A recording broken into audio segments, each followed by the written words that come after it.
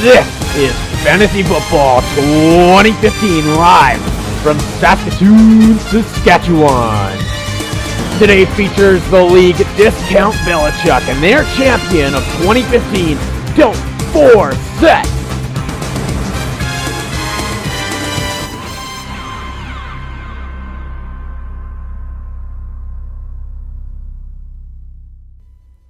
Hopes were high for Don't Forset at the start of the season with a projected second place finish following the fantasy draft. With the 5th pick in the draft, Don't Forset selected their anchor in beast mode, Marshawn Lynch.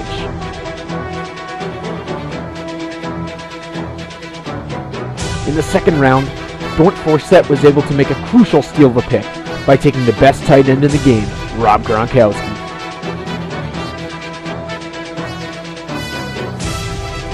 Other notable selections from the draft include the likes of Brandon Cooks, Mike Evans,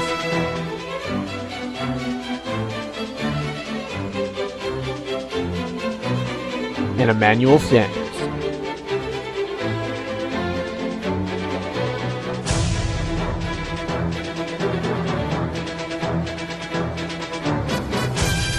With a surprising selection, Don't Forset took Mark Ingram with their 3rd pick, and were celebrating early with the steal of the draft.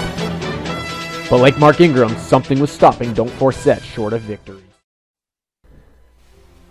Yeah, 0-3 was definitely not how I wanted to or expected to start, so it was a rough start to the season for sure, but to steal a quote from the great Aaron Rodgers, I just said relax. And like I always say, I also said, can't have a comeback unless you set it up first, so set up the comeback, now it was just time to execute. It was a tough start to the season for the 0-3 Don't Forset. Injuries and suspensions made victories difficult to come by. But like a good batch of Herbal Essence tea, victories were brewing. And comeback they did, with shrewd waiver wire selections including Tyler Eifert, Tyrod Taylor, James Jones, John Brown, Michael Crabtree, TJ Yeldon, Blake Bortles, and Alan Hearns. Don't Forset was able to turn the season around. The 0-3 Don't Forset quickly became the 4-3 Don't Forset. What were supposed to be wins became blowouts. Close matchups became sure victories, and certain defeats became easy wins. The waiver wire selections along with Rob Gronkowski and Mark Ingram carried Don't Forset through the rest of the season. Injuries still riddled the Don't Forset roster, but smart selections and good fortune kept Don't Forset alive. At the end of the season, Don't Forset entered the playoffs as the 3rd seed at 8-6. While a few standouts from the season stopped performing entering the playoffs, the core of this Don't Forset roster continued to pursue the championship.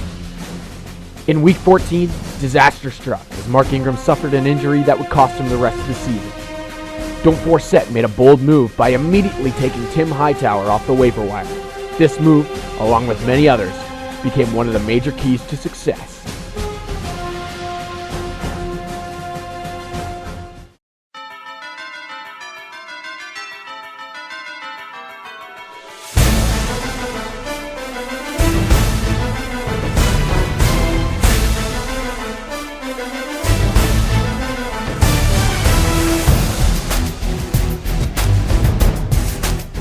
Entering as the 3rd seed at 8-6, hopes were high for the playoffs for Don't Forset.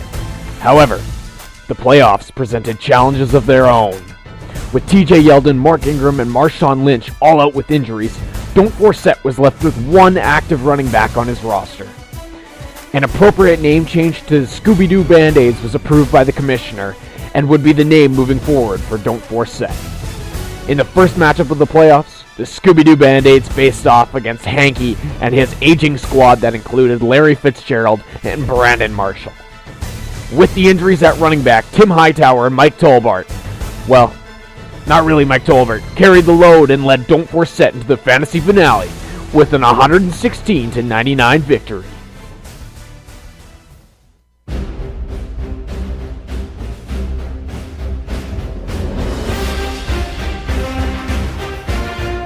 In the final, the Scooby-Doo Band-Aids took on the 10-4 Offline for Life.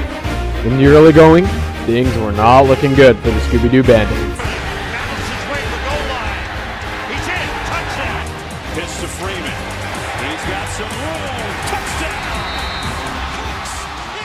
Brandon Cooks, who was one of the early season drops, attempted to play spoiler, but fell short. The difference in this final ended up being the game between the Jacksonville Jaguars and New Orleans Saints, and some monster performances from Blake Bortles, Allen Hurns, and surprisingly, Tim Hightower. Now fires, and that pass is deflected and intercepted. Picked off by Bobby Richardson, the rookie defensive end.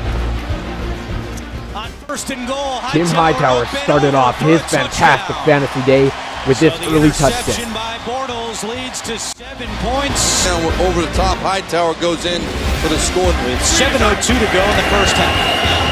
Bortles rolling right. And he is picked off. Delvin Breaux with the interception. Despite the early 2 interceptions for Blake Bortles, it was some late-game, clutch, heroic performances from Blake Bortles and Allen Hurns that saved the day for the Scooby-Doo Band-Aids. Touchdown, Allen Hurns. Small window, great throw, great catch. In years to come. Breeze to a wide open Cadet at the 20, puts the moves on. Touchdown, Saints. I saw Paz Leslie and Cadet. There it is right there. You see Pollard going down. Well, Pollard in for Telvin Smith aboard. It's 1st and 20. Bortles to the air this time. Down the sideline for Robinson. He's got it. It's a foot race. Robinson and Browner. And it's Robinson who wins it. Touchdown, Jacksonville. Healthy scratch today by Sean Payton and the Saints. Breeze comes back the other way. And somehow it's caught. Every once in a while, something happens and you can't explain. I don't know how that ball got in there. This time they hand it to Hightower up the middle. Hightower still going, and he's in. I believe number 68 is the one that gave the final push into the end zone. Right? There you go. Get in there. And to get it from Beaton where he wants it to be. Bortles end zone to Hurns. It's caught for a touchdown. That will do it. The Saints win it 38-27. And just like that, the Scooby-Doo Band-Aids had a 60-point lead over Offline for Life. A lead that would be impossible to come back from. A lead that would lead them to victory. A lead that would lead them to the championship.